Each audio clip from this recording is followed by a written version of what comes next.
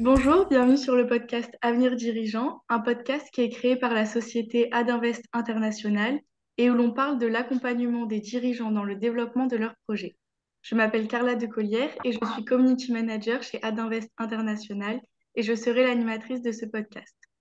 Pour cet épisode, j'ai le plaisir d'accueillir Blaise Agresti, qui est un ancien commandant du peloton de gendarmerie de haute montagne, mais également guide, auteur et en 2017 fondateur de Mountain Pass, une société fournissant aux entreprises des méthodes de prise de décision inspirées de la haute montagne et du secourisme. Alors bonjour Blaise, je vais vous laisser vous présenter un petit peu plus en détail. Bonjour Carla, bonjour à tous. Très heureux d'être avec vous ce matin au petit jour. Voilà, donc peut-être juste pour compléter, effectivement, moi j'ai un parcours de 25 ans dans la gendarmerie, donc à la fois à la tête des équipes de secours en montagne à Chamonix, donc le peloton de gendarmerie de haute montagne. J'ai aussi été dirigeant de l'école qui forme les gendarmes de haute montagne. Donc voilà, donc l'univers de la crise, de l'adaptation à l'incertitude, ça a été mon métier pendant 25 ans. Et ensuite, ben voilà, depuis 5 ans, j'ai créé Mountain Pass, donc une petite structure. On est 6 salariés et on accompagne des COMEX, des CODIR, des grandes écoles sur pas mal de sujets autour de la coopération, de la prise de décision, de tout ce qui relève aussi de la prospective, de la capacité à se projeter dans un avenir un petit peu compliqué. Donc voilà, ce sont des expertises qu'on partage avec nos clients. Voilà. Ok, super. Et dans ce podcast, je ne suis pas toute seule parce que j'ai l'honneur d'être aidée par Nicolas Stockel. Donc je vais vous laisser vous présenter aussi un petit peu. Oui, bonjour Carla, bonjour Blaise. Je suis très content d'être là ce matin. Donc moi aussi, je travaille chez Adinvest International. Je suis en charge du développement pour l'activité France. J'ai insisté pour être présent avec toi, Blaise, aujourd'hui parce que on a au moins deux points communs. L'un, c'est la montagne. Je suis un passionné de montagne, même si j'ai pas du tout le même parcours. Et puis le deuxième, ben, c'est l'entrepreneuriat et le monde de l'entreprise. Donc ça me semblait intéressant de pouvoir aussi profiter de cette interview pour pouvoir un peu échanger avec toi. Et j'avais une première question. Je voulais savoir pour nos auditeurs, comment est-ce que tu es passé de ton activité de gendarme, de ta carrière de gendarme au secteur privé, et puis ensuite avec l'idée de monter une boîte et d'accompagner les dirigeants. Donc qu'est-ce qui t'a attiré là-dedans? Quels sont les constats que tu as pu faire? Et puis, qu'est-ce que tu as eu envie de développer à un moment donné? Puisque quand on part en entrepreneur, on a, c'est qu'on a envie d'apporter un plus ou de faire un petit peu différemment. Alors, la bascule de la gendarmerie vers l'entreprise, elle est assez simple. J'ai un dirigeant qui est venu me débaucher, pour être très, très direct. Le patron de l'entreprise Petzl, qui est une entreprise qui fabrique du matériel de montagne, de sécurité, des baudriers, des casques, de l'éclairage, enfin tout un tas d'équipements, qui est leader d'ailleurs mondial dans son secteur, qui est venu me chercher pour prendre une direction commerciale internationale. Donc j'ai basculé de colonel de gendarmerie à directeur commercial international en quelques jours, mais c'est venu de la démarche de ce dirigeant qui est venu me chercher. Voilà. Donc ça, c'est la première ouverture vers le monde de l'entreprise. Alors pourquoi j'ai créé Mountain Pass? Pourquoi se lancer en l'entreprise, enfin, dans un développement entrepreneurial? C'est assez simple en fait. Quand j'étais patron de l'école, j'avais créé un partenariat avec HEC où on avait accueilli les exécutifs MBA donc sur une session qui, euh, qui était centrée sur la question de la décision dans l'incertitude. Donc on avait pris une vingtaine d'exécutifs MBA d'HEC, on les a fait insérer dans le parcours d'un secouriste. En fait, on leur a fait une succession d'exercices, d'ateliers, mais dont l'objectif, la finalité était de comprendre mieux comment on pouvait décider sous la contrainte du temps, face à des risques, face à une mission qui était relativement délicate. Donc voilà, donc c'est pour ça que j'avais testé déjà le parallèle entre la montagne et l'entreprise, et on avait vu que c'était extrêmement puissant. Les gens qui participaient à cette session trouvaient que c'était hyper riche, qu'ils apprenaient plein de choses sur eux-mêmes, sur la manière de coopérer, sur la manière de travailler avec de la pression. Et donc c'est clairement cette initiative que j'avais mise en place à l'époque où j'étais encore en gendarmerie, qui m'avait ouvert la perspective de ce parallèle entre la montagne au sens large et l'entreprise. Voilà, donc ce qui m'a conduit après à incuber mon projet pendant un an et à le lancer voilà, un peu plus de 5 ans. Et du coup, donc là, entre votre activité de directeur commercial international et votre ancienne carrière, c'est quoi qui est différent? Je suis plus directeur commercial maintenant, je suis à 100% dédié sur mon activité Mountain Pass, mais en tout cas la différence entre une direction commerciale et puis on va dire un rôle dirigeants dans le service public dédiés à une mission de secours, la finalité n'est pas exactement la même. Déjà, je veux dire, sur le sommet d'un officier de gendarmerie, d'un sous-officier, de quelqu'un qui sert l'État, c'est le bien commun. Et malgré tout, quand on est dans une entreprise, on ne sert pas le bien commun complètement. On le sert indirectement, mais on sert la sécurité. Pour le coup, c'est une entreprise qui fabriquait du matériel de sécurité, donc j'avais le sentiment quand même d'avoir une mission d'utilité publique, parce que ce que je vendais, c'était des produits de qualité et qui assuraient la sécurité des gens qui pratiquaient. Mais la finalité quand même globale du modèle, sur une entreprise familiale, une ETI, on est salarié. Et en fait, moi, j'ai eu le sentiment d'être dans une organisation qui était quand même pas dédiée complètement, même si elle a une fondation, même si c'est une entreprise qui renvoie aussi vers la communauté pas mal de ses ressources, en fait. Hein. Il y a de milliers d'euros, de centaines de milliers d'euros qui reviennent vers cette fondation qui est dédiée à la sécurité en montagne, notamment. Donc, l'entreprise, par sa fondation, avait un rôle d'intérêt public, mais dans son développement business pur et dur, il ne faut pas être totalement naïf non plus. Voilà, donc la différence, elle est quand même là. Là, j'enfonce des portes ouvertes, hein, évidemment. Mais ce qui fait que pour moi, m'inscrire dans cette logique de développement commercial me semblait pas totalement au fond de moi. J'ai quand même une aspiration à la transmission, notamment pédagogique, et j'avais une forme de frustration quand même par rapport à ça. Est-ce que c'est ça qui t'a amené à monter, enfin, à créer Mountain Pass?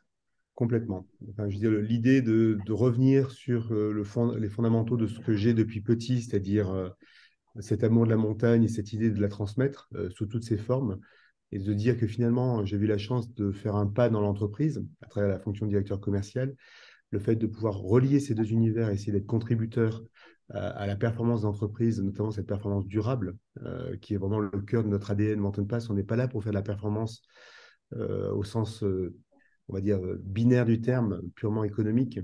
On ne peut plus penser la performance comme quelque chose qui est centré seulement sur l'efficacité économique. On doit évidemment prendre attention aux humains au sens large, hein, bien sûr. Donc, il y a toute la dimension des ressources humaines, prendre en compte dans cette performance, évidemment l'environnement. Et pour le coup, la montagne, un guide de haute montagne, il doit respecter son environnement, la montagne, il doit respecter sa cordée, et il doit respecter aussi sa capacité à générer son autosuffisance. Donc, en soi, c'était un modèle économique intéressant pour faire réfléchir des comités de direction sur ce sujet-là.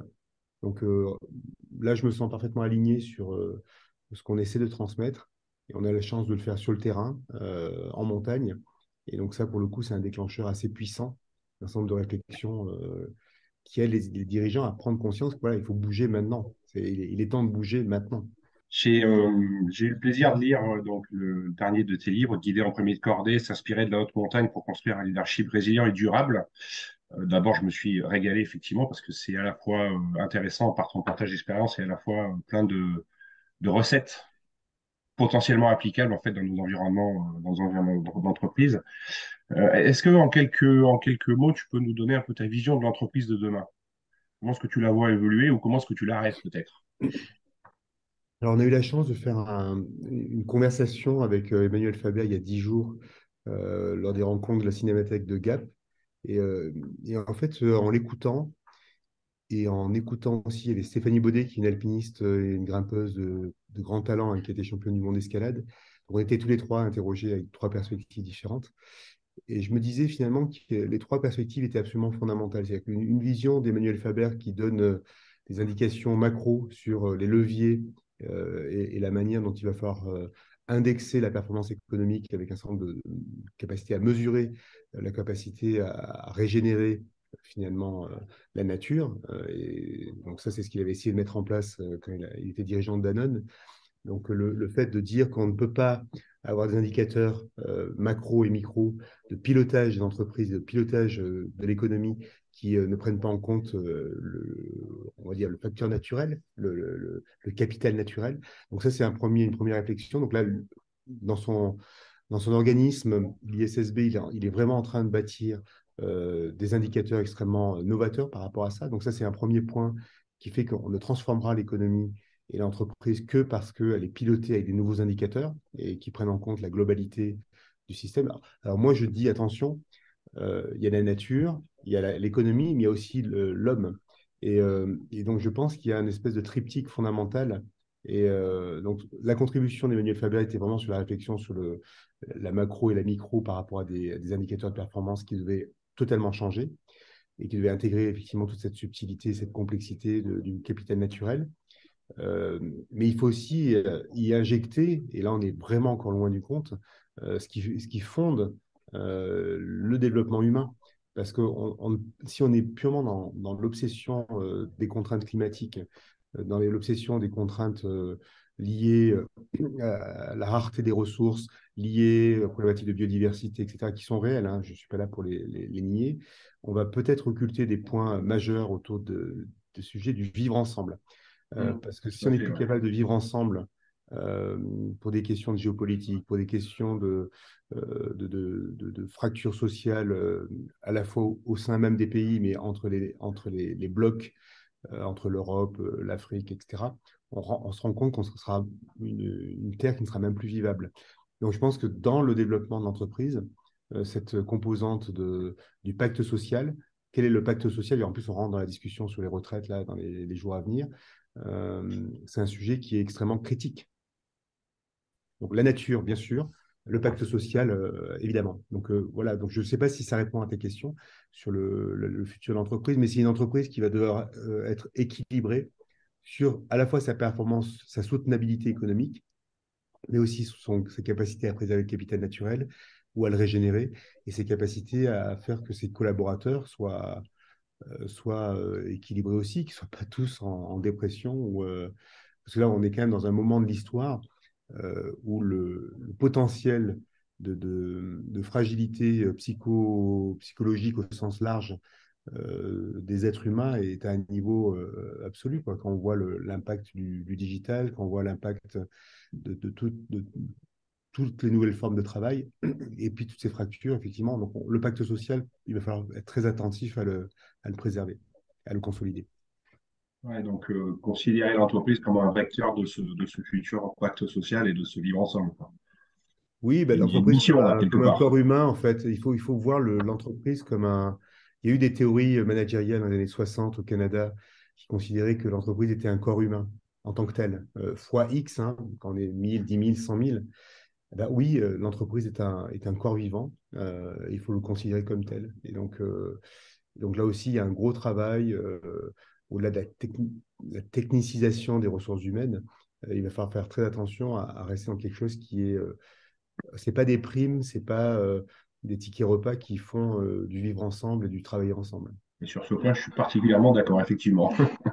Moi, il y a une question que j'aime bien poser à mes invités, c'est si vous aviez une anecdote à nous raconter qui vous a marqué au cours de votre carrière. Ouais, j'en ai plein. Alors, si je suis un peu rabat-joie, je vous raconterai des histoires un peu tristes de collaborateurs que j'ai pu perdre sur des accidents, donc qui ont forcément été des gros marqueurs de mon parcours. Mais c'est pas forcément ça que j'ai envie de raconter maintenant, parce qu'effectivement, le contexte, il est suffisamment lourd pour éviter de dire que la montagne est un lieu dangereux. Moi, ce que j'ai eu, alors là, c'est plutôt l'expérience du guide plutôt que celle du secouriste. Alors, secouriste, quand on sauve quelqu'un, que l'équipe sauve quelqu'un, bah, évidemment, c'est quelque chose d'exceptionnel, donc ça, tout le monde le comprend. Mais dans l'expérience du guide, moi, j'ai eu, notamment, il n'y a pas très longtemps, 2, 3 ans, j'ai amené un couple vers le Mont Blanc. Et, euh, et c'est une personne qui était, notamment elle, qui était dans un moment un peu difficile. Et en fait, si je regarde ce Mont Blanc, dans l'absolu, on n'aurait jamais dû y arriver. C'est quelqu'un qui n'était pas forcément en très grande forme au départ, qui avait peu de maîtrise technique, et on y est allé doucement, étape après étape, pas après pas. Et cet impossible, il est devenu possible. Et donc, elle est arrivée au sommet du Mont Blanc, donc ça a été un moment de grande joie, évidemment, d'arriver là-haut. Et, euh, et en fait, ça a été un moment de transformation personnelle pour elle, mais vraiment majeur. Elle a repris confiance en elle, donc c'est quelqu'un qui n'allait pas très bien, hein, pour être transparent.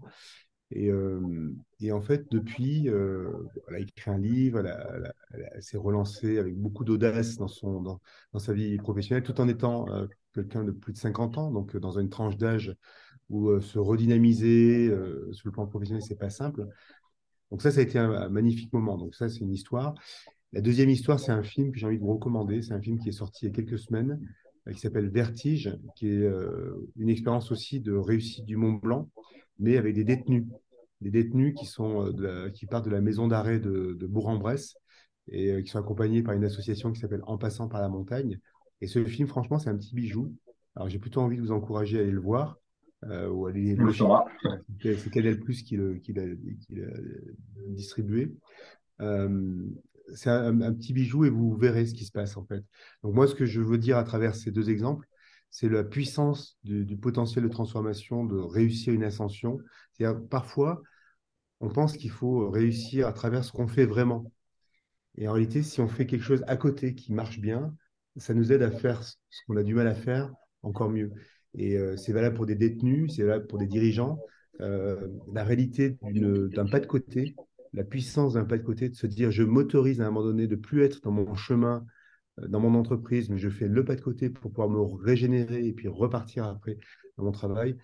C'est peut-être la leçon que je veux partager là ce matin. Ok. Super, merci. Merci pour ces belles histoires. Ouais, tout à fait, toujours intéressant d'avoir ce point de vue-là. Du coup, ça me fait une presque transition sur le métier d'Adinvest, enfin la façon dont on l'aborde en tout cas, et l'accompagnement du dirigeant à travers la posture mentorale. C'est quelque chose que sûrement, enfin, dont sûrement tu es familier. Quel est un peu ton point de vue, ton approche par rapport à cette façon d'être avec un dirigeant, donc dans le cadre professionnel, bien entendu. Comment est-ce que tu penses à ça? Est-ce que toi, tu vis ça au quotidien? Alors, moi, je vais pas livrer une attaque bille en tête ce matin sur le coaching, mais je trouve en tout cas qu'il y a une forme d'appauvrissement de la relation à travers toutes ces techniques, en fait, parce qu'effectivement, on a beaucoup de mal à accompagner les dirigeants, mais pas que, hein, les dirigeants et puis l'ensemble des organisations, parce que la posture de coaching, elle est beaucoup dans l'interrogation, elle est beaucoup dans je t'aide à trouver tes propres solutions. Et moi, je sais qu'en montagne, en tant que guide, si je n'étais que le guide coach, euh, on n'irait pas bien loin, en fait. On a besoin de toute autre chose, en fait. On a besoin de différentes postures. Donc, le coaching en est une, le mentorat en est une autre. Le mentorat, c'est que je fais avec, le mentor fait avec, fait un bout du chemin avec. Mais aussi, donc, c'est les différentes formes de leadership, finalement, dont on parle là. Donc, le coaching en est un qui est celui du soutien, soutien d'accompagnement. Le mentoring, c'est je fais avec, je partage la corde et je donne quelques petits conseils et puis après je lâche, hein, après je lâche et puis je reviens voir si tout va bien. Mais il y a aussi des postures autour du sujet de l'inspiration, parce qu'effectivement, on le voit plus que jamais, la capacité à raconter, c'est le mot à la mode, hein, le narratif. On n'arrête pas d'entendre parler de créer du narratif. Mais c'est quoi, créer du narratif? C'est de recréer une mythologie. Les humains, on a besoin de s'accrocher à une mythologie. Et que ce soit l'Iliade, l'Odyssée, que ce soit des mythes beaucoup plus récents, on a besoin d'inscrire le récit. Et ça s'apprend aussi. Donc, j'allais dire, au-delà du mentorat, au-delà du coaching, il y a aussi ce sujet de l'inspiration, parce qu'un dirigeant qui n'est pas capable d'inspirer l'ensemble de son organisation, il n'aura personne derrière lui, il sera tout seul. Et ça ne suffira pas encore, parce qu'il faudra aussi être capable d'avoir une dernière forme, pour moi, de leadership, hein, le coaching, le soutien, le mentorat, les petits pas, et puis être à côté, et puis l'inspiration, et puis le challenge, la capacité, effectivement, quand tout le monde est fatigué, à prendre le sac à dos, le mettre sur ses épaules et à avancer. Et ça, c'est quelque chose qui renvoie à des questions d'exemplarité, d'engagement, le fait de dire à un moment donné, je descends dans l'arène et je prends le sac à dos. Donc, c'est pour ça que pour répondre à ta question, mentorat, coaching, accompagnement des dirigeants, je pense qu'il faut être dans une forme globale, avoir un espèce de piano sur lequel on peut vraiment aider le dirigeant sur l'ensemble de la gamme, parce qu'aujourd'hui, guider des jeunes générations, quand on est un boomer comme je suis, c'est très compliqué. Ouais, C'est très pas compliqué. encore, Blaise. Non, mais c'est très compliqué. Donc, en fait, il faut pianoter sur toutes ces formes-là. Et les dirigeants, il y a quand même des problématiques de génération. Les dirigeants sont plus âgés, plus masculins. Euh, et voilà, donc c'est comment j'arrive à m'inscrire dans le récit de cette jeune génération. Et c'est vraiment pas simple, hein. Merci pour Merci. cette vision. Et moi, j'aimerais savoir si vous aviez un ou plusieurs conseils à donner aux entrepreneurs qui nous écoutent. Lesquels seraient-ils? Bah, disons que le conseil, il est super simple et là, j'accompagne, j'ai eu des conférences 2, 3 fois par semaine ces derniers jours, depuis août. Ce que je ressens, c'est l'émergence d'une peur, en fait, d'une peur, d'une inquiétude un peu systémique. Euh, et en fait, ce qu'on sait, c'est que la peur est très contagieuse, très contaminante. Donc moi, mon conseil vers les entrepreneurs, c'est de dire que si eux, ils diffusent du stress, l'organisation va diffuser du stress et on travaille très mal sous stress. Donc si j'avais un conseil réellement très fort, c'est de dire à chacun des entrepreneurs de travailler sur soi pour essayer de digérer, de relativiser, parce que d'abord il faut relativiser, c'est pas la fin du monde non plus. Donc apprendre à travailler sur ce facteur émotionnel et le réduire et réduire son impact. Parce qu'effectivement, si un dirigeant est stressé, l'organisation va être stressée. Voilà, donc ça, c'est un point très simple. Et donc, ça veut dire prendre soin de soi, travailler sur ses émotions, travailler sur l'expression de ses émotions, et puis essayer de se mettre dans une posture de croissance plutôt que dans une posture de survie. Et on a la tentation aujourd'hui, avec tout ce qu'on entend, d'être dans une posture de survie qui est extrêmement délétère pour les organisations. Ok, bah, c'est un très bon conseil pour finir ce podcast. Donc, merci beaucoup Blaise pour cet échange. Dites-nous où est-il possible de vous retrouver pour que je l'indique à nos interlocuteurs. Déjà, sur le web, on a notre site Mountain Pass, donc www.mountain, la montagne en anglais, pass, path, le chemin.com, donc voilà, le chemin de la montagne en anglais. Et puis sinon, par mail, blaise@mountain-pass.com, sans problème.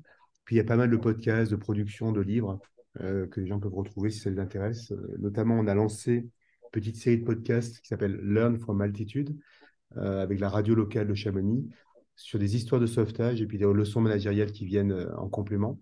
Donc c'est très orienté entreprise et Ok. c'est que des petites histoires, des narratifs justement, de 12, 13 minutes, très courts mais très sympas. Donc voilà, j'encourage les gens à aller écouter ces petits podcasts. Ouais, bah, on ira écouter nous aussi. Nous concernant, vous pouvez nous retrouver sur LinkedIn, Twitter et Facebook sous le nom d'Adinvest International. Si vous avez aimé ce podcast, n'hésitez pas à le liker, le partager et nous donner votre avis.